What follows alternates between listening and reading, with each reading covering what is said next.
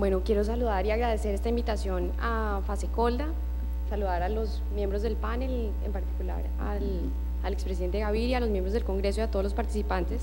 Como dice el doctor Juguito, este va a ser el panel más sencillo, porque los retos son muy grandes y pues lo que yo voy a presentar es qué es lo que estamos haciendo. Un poco el ministro de Hacienda nos dio el panorama macro, y yo voy a buscar ahondar un poco en qué es lo que se está haciendo en los temas de salud, de mercado laboral y de pensiones, bajando ya lo más micro.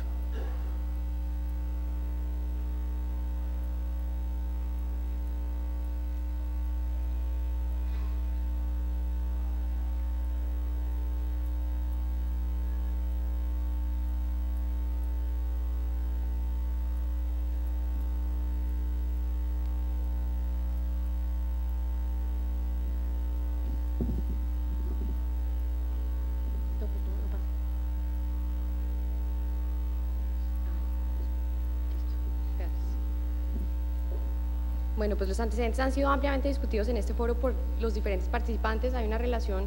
que es muy importante entre la forma en la cual está diseñado el sistema de protección social y quienes tienen acceso, que está mediado por qué es lo que pasa con el mercado laboral. Y en el caso de Colombia, en donde hay unos altísimos niveles de desempleo,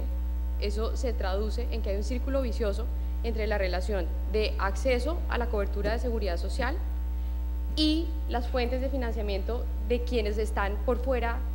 de esos mecanismos de protección de seguridad social. Teniendo como ese contexto en cuenta, voy a hablar acerca de los retos en los cuales se ha concentrado el gobierno. Estos no son los únicos, pero son a los cuales yo me voy a referir en la tarde de hoy. En el subsistema de salud están los temas de calidad y los temas de sostenibilidad. En el tema de mercado laboral está la formalización y la generación de empleo. En pensiones están los temas de cobertura, de equidad y de sostenibilidad. Entonces, en salud, el gobierno se ha planteado una meta muy ambiciosa y es: tenemos que mejorar la calidad, tenemos que hacer un sistema de salud mucho más equitativo al tiempo que sea sostenible. ¿Y eso cómo se hace? Pues eso es un plan integral que tiene muchos puntos y que tiene muchas acciones que tienen que ir encajando progresivamente. Una parte muy importante, digamos, y ahí el presidente Gaviria pedía claridad acerca de hacia dónde está yendo el gobierno, pues es un poco retomar a las bases de la Ley 100 en términos de que esto tiene que definirse como un sistema de aseguramiento, en donde los aseguradores asuman esa gestión de riesgo, en donde se definan primas adecuadamente, en donde se definan planes de beneficios claros y en donde también los usuarios tengan las herramientas y la posibilidad de contar con un buen supervisor, en donde atienda las quejas de esos usuarios. Entonces,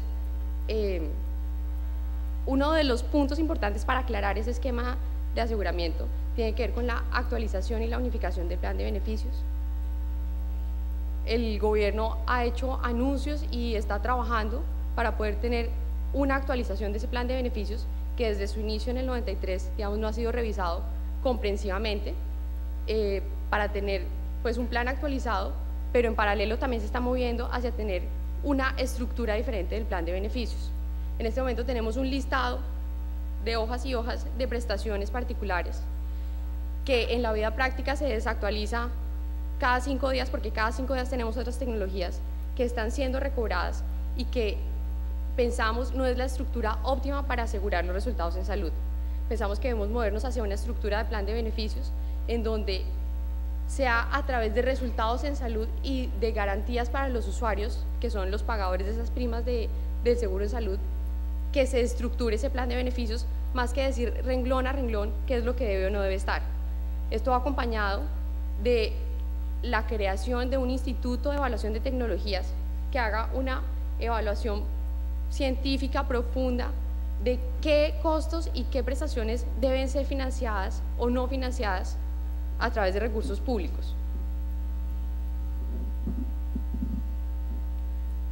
El siguiente tema es el tema de unificación, en donde el gobierno ha definido una agenda, un cronograma para la unificación, empezando por la población que es más vulnerable en el riesgo en salud, que es la población mayor de 60 años. Cerca del 70% del gasto en salud de cualquier persona ocurre después de los 60 años y ese, digamos, es el foco de la unificación, Esto tiene también mucho que ver con las eficiencias en el gasto de salud, porque parte muy importante de los recobros o del gasto no POS en el régimen subsidiado se concentra en esta población. Vemos que es mucho más eficiente meterlo dentro de la prima, reconocerlo dentro de la prima y hacer una cobertura mucho mayor de esta población. Y pues acá se presenta el cronograma que hace 2 meses le presentamos a la Corte Constitucional, en donde para 2014 el 100% de los colombianos tendrían el mismo plan de beneficios. Está el tema de los recobros, que cuando entramos al gobierno tenía en jaque la sostenibilidad del sistema, en particular de la cuenta de compensación, que es la que financia todos los gastos del régimen contributivo. Esa cuenta había sido históricamente excedentaria y por cuenta del crecimiento desproporcionado de los recobros, pues se fue agotando su fuente. Hoy tenemos una proyección muy diferente a la que teníamos hace un año. Durante 2010 se invirtieron cerca de 2,4 billones de pesos en esas prestaciones que están por fuera de lo que tienen que asegurar las EPS. La proyección para este año es cerca de 1,7 billones. Eso significa que estamos generando unos ahorros de cerca de 750.000 millones de pesos que tienen que ver principalmente con las medidas administrativas que se han tomado. ¿Cuáles han sido esas medidas administrativas? Una es la definición de unos valores máximos de reconocimientos para el tema de medicamentos,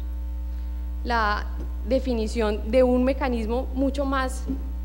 transparente de cómo es la trazabilidad de esos recobros, pero ahí no nos podemos quedar. Tenemos que generar otros mecanismos y acá un poco se une con otra de las preocupaciones que se exponía en el panel anterior, que tiene que ver con los fallos de tutela y cómo a través del sistema judicial pues se definen unas prestaciones que terminan siendo reconocidas por el sector salud. Esa medida tiene que ver con la creación de unas juntas técnico-científicas de pares dentro de la Superintendencia Nacional de Salud, que hacen las veces de unos jueces especializados, que evalúan la pertinencia médica y que evalúan también cuáles son los costos a los cuales se deben hacer esas prestaciones o reconocer esas prestaciones que están por fuera de las primas en consideración a situaciones específicas que requieren las personas para garantizar su derecho a la salud. Las cuentas que nosotros tenemos distan de las presentadas por el director de ANIF. Esto tiene que ver con varias cosas. Uno es que se han incorporado nuevas fuentes, no solamente las generadas por la ley 1393, sino también por un esfuerzo muy importante del Gobierno Nacional de adicionar recursos de presupuesto general de la Nación, el cambio en la tendencia de los recobros que se ve acá y que cambia sustancialmente cuál es el panorama y la sostenibilidad del sistema de salud, y también dista porque se hace una estructura diferente de cómo se hace esa unificación y cómo se pondera la unificación, el costo de la unificación, teniendo en cuenta ponderadores diferenciales por edades para la prima que se paga dentro del régimen subsidiado. En este momento la prima del régimen subsidiado es plana y acá se hacen unas cuentas en donde nos movemos hacia tener ponderadores diferenciales por grupos etarios que reconocen, digamos, los diferentes riesgos de salud para los diferentes grupos.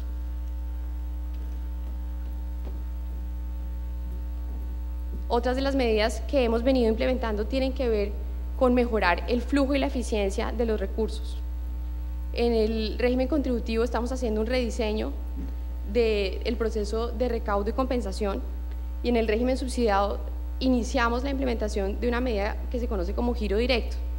que es básicamente, antes los recursos de la nación pasaban a una cuenta de los municipios y de los municipios se dispersaba esos recursos a EPS. Ahora los recursos de la nación pasan directamente a las EPS e IPS, ahorrando muchos trámites intermediarios y mucho tiempo. El diagnóstico inicial es que la plata de la nación se quedaba en promedio 45 días en las cuentas de los municipios.